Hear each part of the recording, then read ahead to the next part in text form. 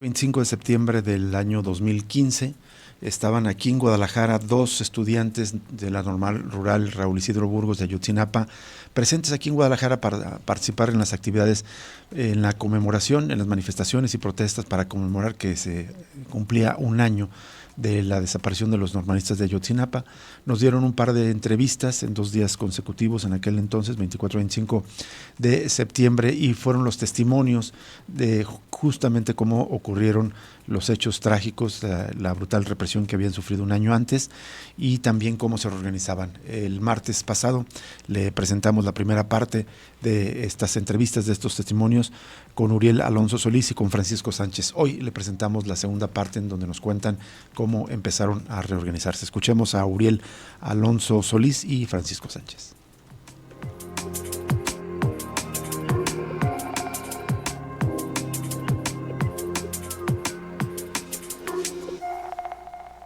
Muchas gracias de nuevo, Uriel Alonso Solís y Francisco Sánchez, por acompañarnos, ambos estudiantes de la Normal Rural Raúl Isidro Burgos de Ayotzinapa. Gracias a Armando Bañuelos también, que nos acompaña aquí, que está acompañando también a los normalistas de Ayotzinapa. Armando Bañuelos es parte del colectivo Ayotzinapa, somos todos de aquí, de Jalisco. Bueno, nos contaban detalles de lo que ocurrió, ya va a ser el año, esa terrible agresión de, pues prácticamente del Estado, como bien se ha identificado. Pero yo quisiera preguntarles, como para iniciar la reflexión de qué ha pasado en todo este año, ¿cómo empezó la organización de la respuesta? Ya nos dijeron detalles, se regresaron el sábado a la Normal, llegaron casi hacia la tarde, las listas, se elaboraron las listas de los desaparecidos. ¿Cómo se fue dando la organización? Porque empezó de ustedes y de los padres, y esto detonó una movilización de millones de mexicanos y de personas en todo el planeta. Pues sí, Uriel. primeramente gracias, ¿no?, por el espacio. Cuando inicia esto es el día 27 en la mañana. Ahora sí que se toma nota de los compañeros que hacían falta. De ahí pues salieron muchos, ¿no? Muchísimos, salieron alrededor de 90, 80 compañeros. Llegando a la Normal en la noche, pues ahora sí que ni dormimos porque empezamos a dar a conocer los hechos, ¿no? Primero con los abogados de Tlachinola, quienes llevaron el caso. Vidulfo Rosales, entre Vidulfo otros, Rosales, muy de cerca, ajá. va desde hace Sí, mucho sí, rato. y narramos los hechos, dijimos tal y como fueron las cosas, ¿no? Cómo pasaron, por qué. Y fue de ahí donde empezaron ellos a anotarlo. Al otro día siguiente, pues fue cuando empezamos a tomar nota de los compañeros.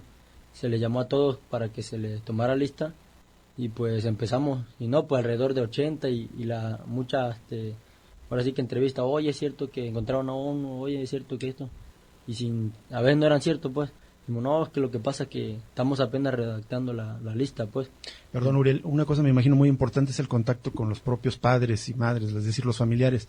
¿Cómo empezaron a avisarles de lo que había ocurrido? Sí, pues primeramente, cuando se da ahora sí muchos empezaron a llamar, no sabes que su hijo no aparece, lo tienen detenido. Empezaron a llegar, en mi caso el hijo de doña Carmelita Cruz, que es el compañero Jorge Aníbal Cruz, que está desaparecido. El compañero, pues nosotros no le queríamos avisar a su mamá, a ni uno de nuestro pueblo, pues. Dijimos, no, pues van a estar detenidos, pasado mañana vamos y lo liberamos. Esa fue la idea de nosotros, ¿no? Hasta los 3 días, cuando se llega la semana, pues la señora nos empieza a marcar, oye, hijo, ¿es cierto que mi hijo no está ahí? No, pues le tuvimos que decir, no, pues ¿sabe qué? Pues no aparece, se lo llevaron policías municipales, pero pues a lo mejor van a estar detenidos, ¿no? Y es cuando Entonces, empiezan a llegar los padres de familia. los primeros días no avisaron, digamos, pensando todavía que iban a estar Estaban, detenidos y los iban ajá. a liberar. Sí, así es, y pues no le avisábamos a nadie, ya hasta después que dijimos, no, pues sabe que ya va una semana, mejor hay que hablar con ellos, hablamos con ellos, y llegaron, ¿no? También los padres se hacían la idea, ¿no? Pues los tienen por ahí en el cuartel, los tienen ahí en el cuartel de los policías. Incluso pues ya se juntan ahora sí los 43 que dan, porque muchos compañeros de primero pues se habían ido a sus casas, otros estaban descansando, otros incluso se quedaron en la Normal. Entonces pues muchos pensamos que todos eran desaparecidos, ¿no? Pero inmediatamente se empezaron a apurar los medios sacando un montón de fotos que ni siquiera pues compañeros que estaban ahí en la escuela, pero ya como a la semana y media cuando se da la razón que son nada más 43 chavos desaparecidos, se suben los rostros, sus nombres completos, llegan los padres y pues se dan cuenta que su hijo no está, ¿no? Entonces cuando de ahí empezamos a organizarnos padres y estudiantes de la manera en la que íbamos a empezar a hacer las actividades. Una de esas pues fue ir hasta el cuartel militar, el 27 Batallón y el cuartel de los policías, estuvimos buscando, incluso fuimos a donde fueron los hechos, toda esa colonia recorrimos gritando a los compañeros, Y pues ahora sí que era muy tensa la desesperación. Luego, no, pues que vieron a uno en tal lugar, que vieron a otro en tal lugar, que saben que uno está escondido en tal lugar. Íbamos y nada, ¿no? Hasta incluso lo de 27 en la madrugada, eran las 6, un compañero me dijo, ¿sabes qué? Acompáñame, dice. Le acaban de hablar aquí a la operadora, la que se encarga de los policías, diciendo que pues vieron a 3 chavos de Ayoxi, ¿no? Que están pelones, los vieron a la salida de Iguala. Entonces yo, el compañero y otros dos nos llevaron los policías ministeriales. Dice, por aquí fue donde corrimos, dice, de aquí ya no, los chavos ya no regresaron conmigo. Entonces nosotros gritando, compañeros, compañeros, fuimos a tantos lugares que nos dijeron y no encontramos nada, pues. Entonces pues casi fue a la semana y media cuando nos empezamos a organizar con los padres. En esa organización, quería preguntarles, ahí comienza, digamos, ya la organización como tal para exigir la aparición de los compañeros. Solo quería ir un poco más atrás y preguntarles, digamos, tenemos un año, el movimiento tiene un año y ha crecido bien, como decía Rubén, hasta todo el planeta, pero ¿qué tanto influyen, digamos, los 80 años de historia que tiene la Normal Rural en cuanto a organización interna, en cuanto a formas de relacionarse diferentes a lo que hay en las demás escuelas, formas de ponerse de acuerdo, las asambleas? Digamos, esa herencia influyó para que el movimiento haya perdurado a lo largo de este año y mucho más, si es necesario. Sí, sí, sí, así es, porque pues desde años anteriores, cuando nosotros entramos, pues primeramente las organizaciones sociales, ¿no? Del estado de Guerrero, del país, estar en comunicación. ¿Por qué? Porque siempre que, por ejemplo, una organización campesina de Guerrero tenía un problema que ya los iban a desalojar, pues ahí estábamos nosotros, ¿no? De pie. También cuando pasaba un problema, también ellos ahí estaban siempre pegados, pues, a lo que pasaba. Entonces, también la organización con los padres de familia, incluso se tenía un comité de padres de familia, cada vez que hacíamos reuniones, asambleas, padres de familia y estudiantes, ¿no? Saben que todos los estudiantes, para el día sábado hay reunión de padres de familia, se les va a dar a saber qué actividades hay, se les va a dar a saber cómo va su comportamiento y todo eso, ¿no? Entonces venían y ya estaba un comité de padres de familia, de estudiantes, de organizaciones, y más que nada con los abogados siempre hemos trabajado la chinola. Entonces, desde los años anteriores, pues esto sí nos ha servido mucho, ¿no? También a nosotros como estudiantes, al principio cuando uno entra se le da esa teoría política, ¿no? Que hace que uno pues se le vaya quitando el miedo a hablar ante las personas, de hablar ante los medios, y nos sirve de mucho. Por ejemplo, este es el caso, ¿no? Nosotros nunca nos imaginamos hablar ante los medios, incluso cuando eres de primero a veces te dicen, a ver, Paisa, usted va a hablar ante, dar un mitin o dar un perifoneo, y pues a veces uno no sabe nada, pero sin embargo uno lee, ve documentales y uno se va llenando de ahí de información, ¿no? Y es cuando uno empieza a perder el miedo, y es por eso que hoy en día vemos que sí nos sirve, pues. En esa misma primera semana ya estaban, digamos, los contactos, la comunicación con todas estas organizaciones sociales, con los maestros, con las policías comunitarias, con todas las organizaciones sociales con las que han tenido contacto antes. Sí, así es. Inmediatamente en lo que ellos se dieron cuenta que pues había pasado tal problema, todas se dejaron venir a la escuela, pues, que qué pasa, cómo pasó, se le da a conocer cómo fue lo que sucedió. Egresados, hay una organización de egresados de la normal, y también llegaron y se le empezamos a plantear las actividades. Entonces ya eran en 3 partes, ¿no? Los abogados, los estudiantes y los padres de familia internamente ahí en la escuela. Entonces, pues al principio los padres, los que venían de otras regiones, pues se quedaban a dormir ahí, ¿no? Y los otros cercanos se iban a su casa. Pero hoy en día pues ya viven dentro de la normal, ¿no? Ya tienen colchones, ya tienen todo, y ahí se quedan con nosotros. ¿Cómo fue, Francisco Sánchez, o cuál fue, si recuerda, la primera movilización? Creo que fue en el propio municipio de Tixla, si mal no recuerdo, ¿no? O cuáles fueron las primeras movilizaciones y cómo fueron creciendo y quién fue convocando, avisando, pues, a lo que se ha conocido ya como las acciones globales por Ayotzinapa. Nosotros, dentro de nuestro comité estudiantil que manejamos en Ayotzinapa, tenemos una cartera de Relaciones Exteriores, que es quienes se encargan de comunicarse con las organizaciones sociales de Guerrero y de otros estados, y son ellos de quienes envían el comunicado. ¿Sabes qué? Tal hora va a haber una marcha, va a haber una toma de autopista o no sé. Y pues una de las primeras actividades pues fueron realizadas por la Academia de Cuarto Grado que agresó, en tomas de caseta, retención de camiones, y pues ya la manifestación que se realizó, la marcha que se hizo, sí fue en Tixla, pues la primera, con la gente ETICS, la organización de la CRAT, de la Policía Comunitaria, y ahí fue donde se organizó la primera manifestación y después se fueron regando por distintos lados, pues. Y una tarea también muy importante en esos primeros días fue la búsqueda, ¿no? El trabajo junto con policías comunitarios, junto con habitantes de ahí mismo de Iguala, para pues ir buscando en distintos lugares. De hecho, si mal no recuerdo, creo que fue a la semana que se encontraron las primeras narcofosas, donde incluso el procurador de aquel entonces parecía que decía que ahí pudieran estar sus compañeros. Sí, que no fue así.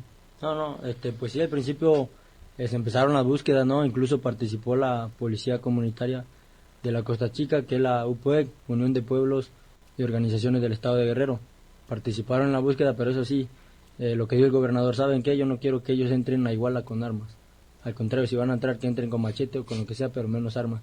Y ya los comunitarios tienen ahora sí que una regla que si en Chilpancingo ya hay comunitarios armados, pues entonces los de otras regiones pueden ir armados hasta esa comunidad.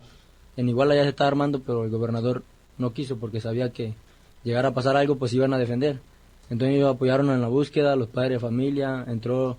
En ese entonces, desde septiembre hasta mediados del mes de octubre, estaban los policías estatales con helicóptero buscando, y nada, pues es cuando realizamos una marcha a nivel estado en Guerrero, y pues hacemos un pliego, ¿no? ¿Saben qué?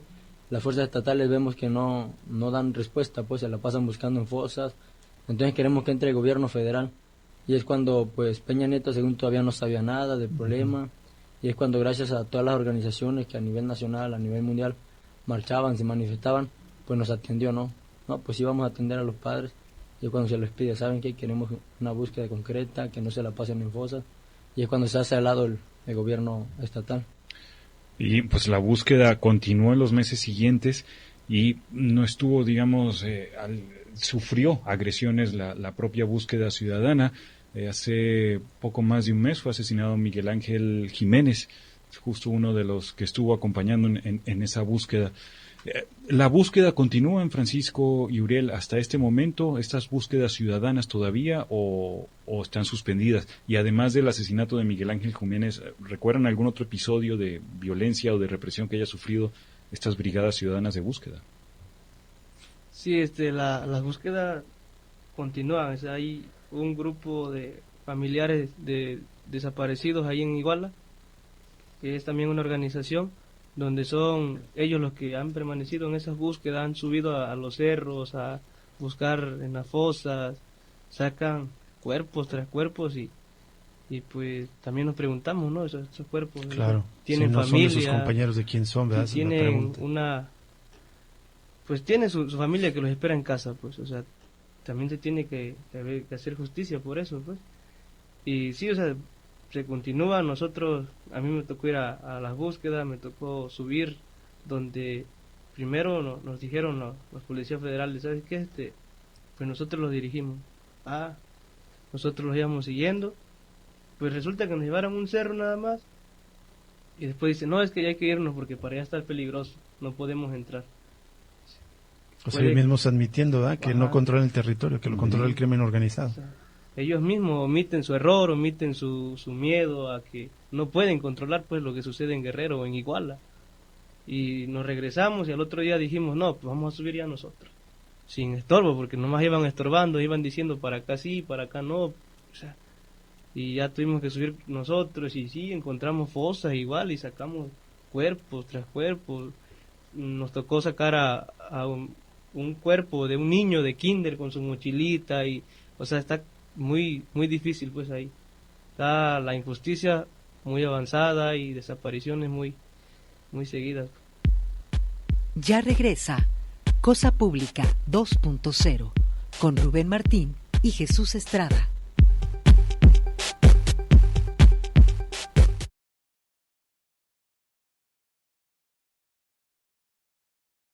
Regresamos.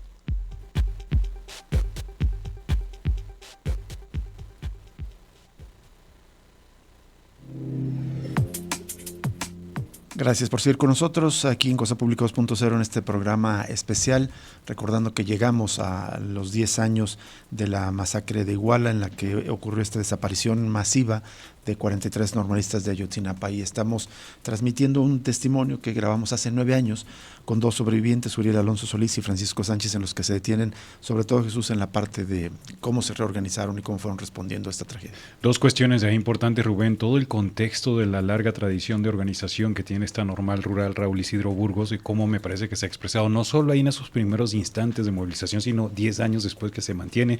Y la otra cuestión que comentaban, que se ha olvidado, cómo la búsqueda de los estudiantes inmediatamente destapó el desastre de desaparecidos que había ahí en Guerrero, ¿no? En los primeros días, el entonces fiscal de Guerrero, Iñaki Blanco, encabezó unas búsquedas y encontraron una fosa con 20 y tantos cuerpos. Sí. A los primeros días, inicialmente creían que podían ser los estudiantes normalistas, no fueron, pero se enteraron justamente de este desastre, de esta tragedia. Por eso siempre hemos insistido la importancia de lo que es lamentablemente esta tragedia de Ayotzinapa. Es un golpe a la conciencia nacional del desastre, crisis humanitaria, guerra informal y sus distintas aristas de desapariciones, ejecuciones extrajudiciales, fosas clandestinas que lamentablemente no detuvimos hace una década y lamentablemente se ha potenciado 10 años después. Volvemos con esta segunda y última parte de los testimonios de los sobrevivientes de Ayotzinapa, Uriel Alonso Solís y Francisco Sánchez.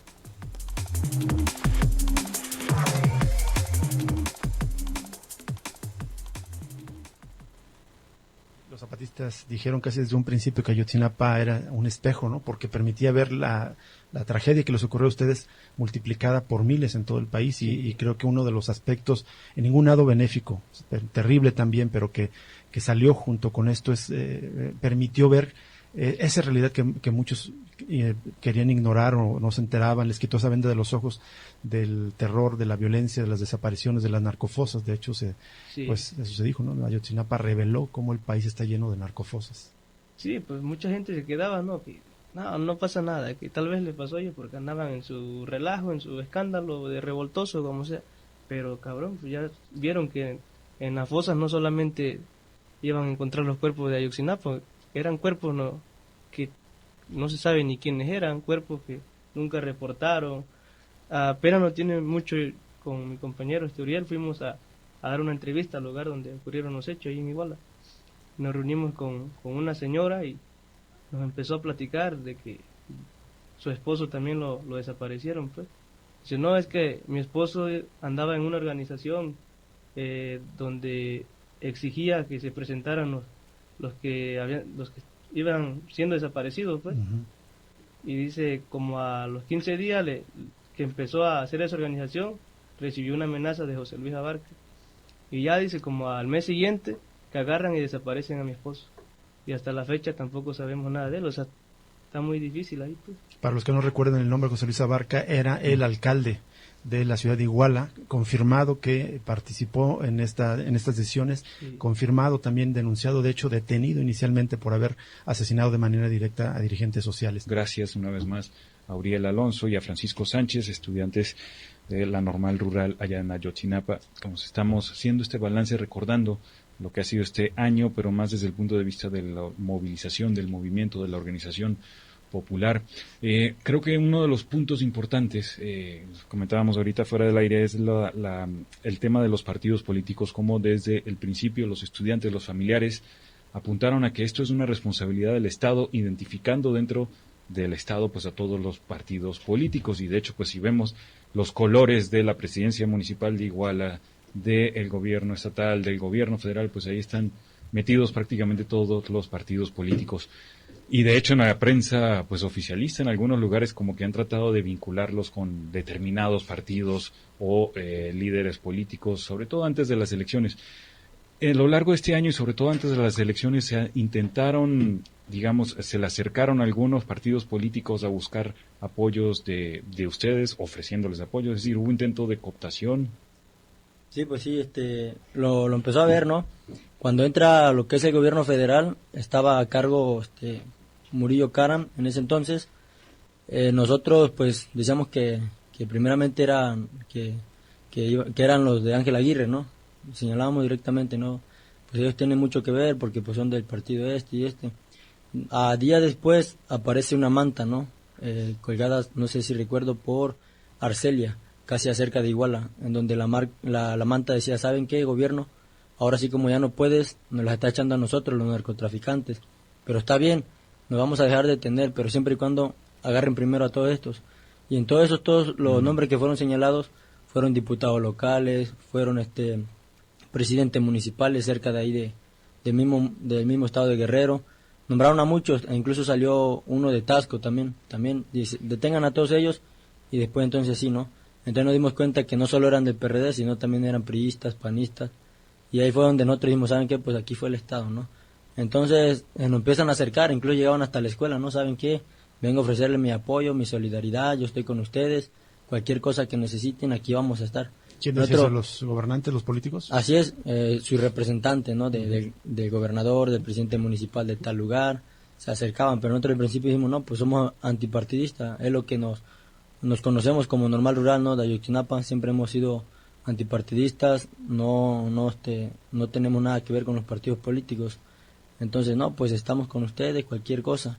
Incluso había marchas que querían ir gente con su gorra del PRD, que con su eso. A toda esa gente, pues, ¿saben qué, compañeros? Si vienes en solidaridad, pues únete como ciudadano, no como que vengas a propagandizar a tu partido político, ¿no? Y pues sí, muchas veces lo hubo, incluso hasta la fecha, ¿no? Han querido diputados, ¿saben qué? Quiero hablar con ustedes, quiero hablar con los padres, que estamos con ustedes. Pero pues, desde el principio, tanto se le dio a los padres, tanto como a nosotros, y los abogados bien claro lo tienen, ¿no? Entonces los padres al principio llegaban como que, ¿quién dice pues con la venda en los ojos, ¿no? No sabía nada, ellos pensaban que esto era cierto, pero una vez que se dieron cuenta cómo fueron las autoridades, fue entonces que ellos empezaron a empezar a hablar, ¿no? En los mítines, se dieron cuenta de la realidad, dijeron, no, pues este fue el Estado, entonces aquí no hay nadie más, son ustedes. Y de entonces, pues, no hemos tenido ningún pacto con ningún partido político, al contrario. ¿Cómo han sentido, Francisco Uriel, la respuesta de la clase política desde el presidente Ángel Aguirre al principio? Todos es que ignorando los hechos, cuando la información que se ha ido documentando confirman que por lo menos a altos niveles estaban informados a través del sistema de comunicación de C4. Pero ustedes, ¿cómo han sentido la respuesta de la clase política al escuchar los discursos, por ejemplo, del presidente, primero dizque entendiendo, dizque como solidarizándose con el dolor en la primera reunión que tuvo con los padres en octubre del año pasado, y después diciendo que pues que se resignaran prácticamente, ¿no? Que había que dar vuelta a la página?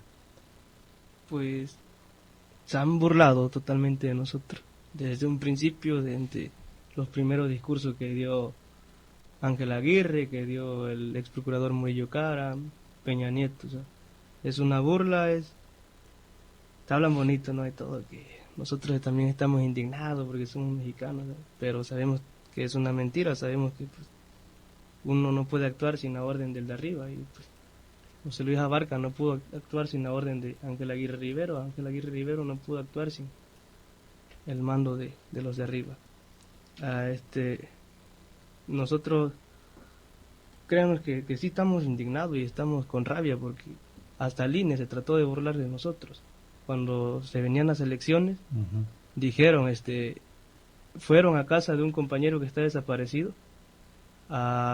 llegaron tocando y le dijeron a su mamá, es que su hijo salió electo para ser uno de los promotores de Casilla. O sea, cabrón, cuando sabían que está desaparecido, cuando sabían que ya llevaba tiempo su mamá sin saber de él, sin saber qué estaba pasando, pues. O sea, es una burla que nos ha hecho Peña Nieto.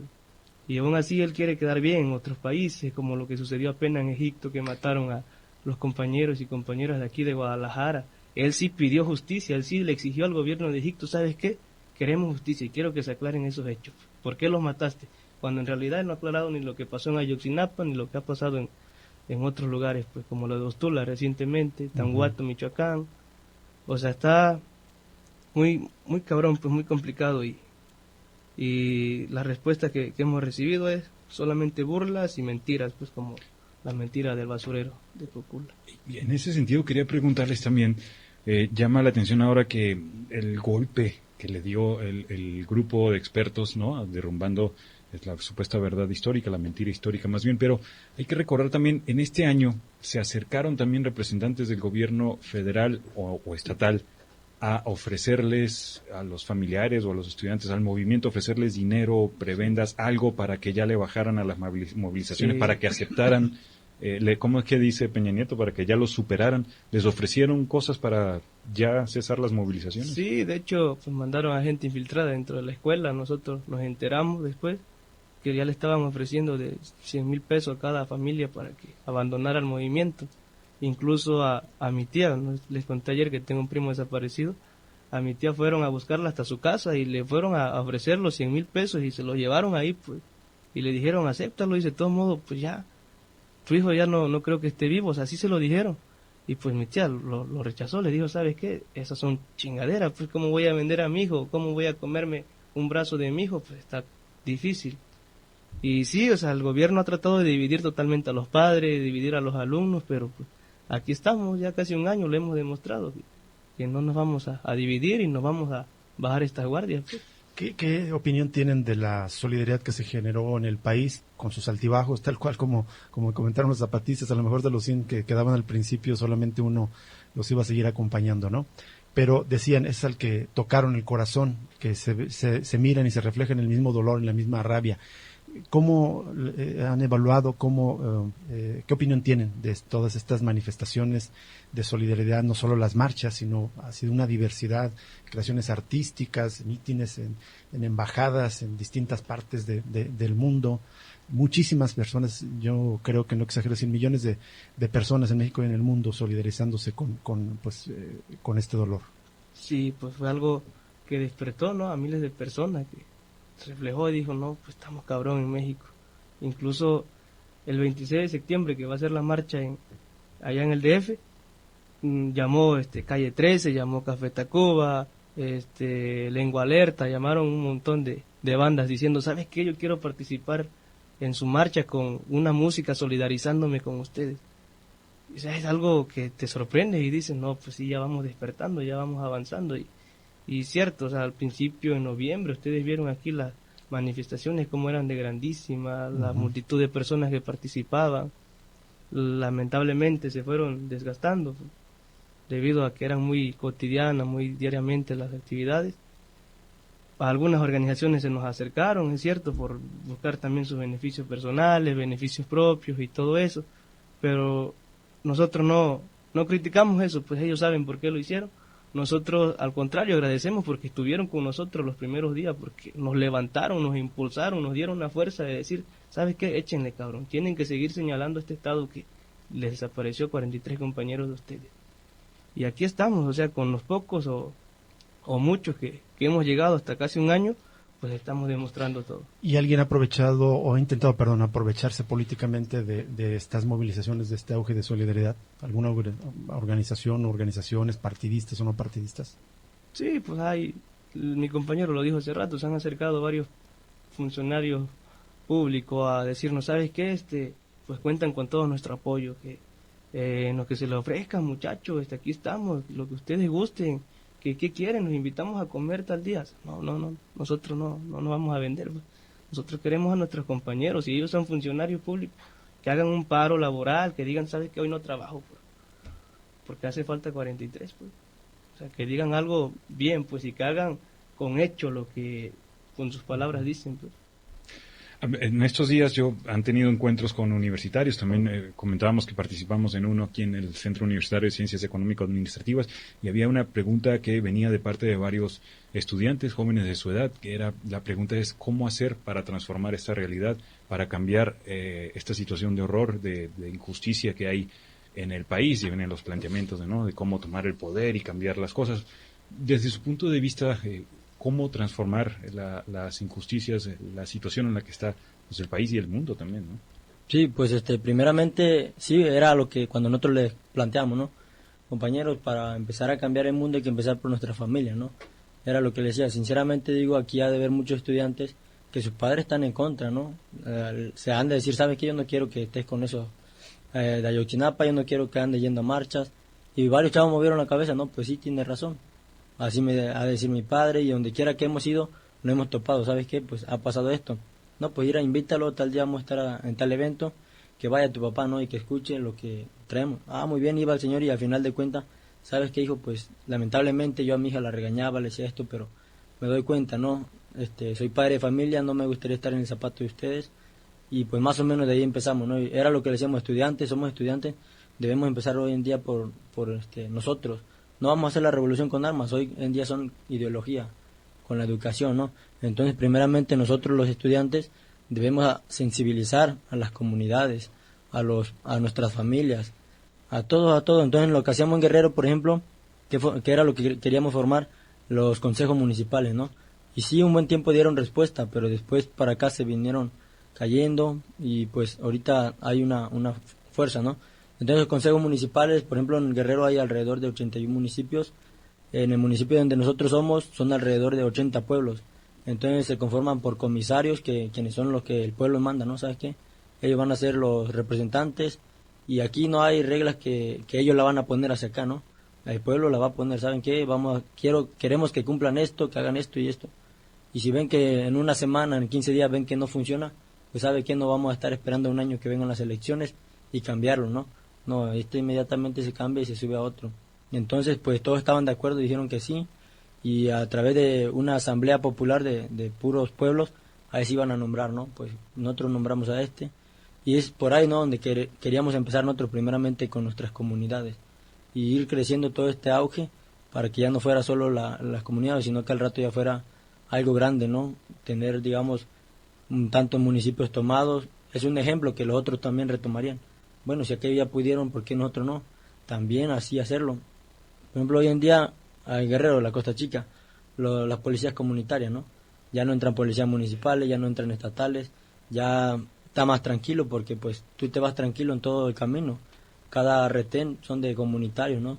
Te piden un apoyo voluntario, 1 peso, 2 pesos, pero ellos sin pagarles ahí están hasta 24 horas haciendo guardia, pues. Entonces es más seguro y es lo que nosotros, en donde quiera que íbamos planteando, ¿no? Ese es un ejemplo, las policías comunitarias. Y sabemos que sí se puede. ¿Por qué? Porque si el pueblo se propone, es porque lo hace. Entonces nosotros aquí invitábamos primeramente a los estudiantes a tomar conciencia, invitar a sus familiares y después llevarlo a cabo, ¿no? Ya regresa Cosa Pública 2.0 con Rubén Martín y Jesús Estrada.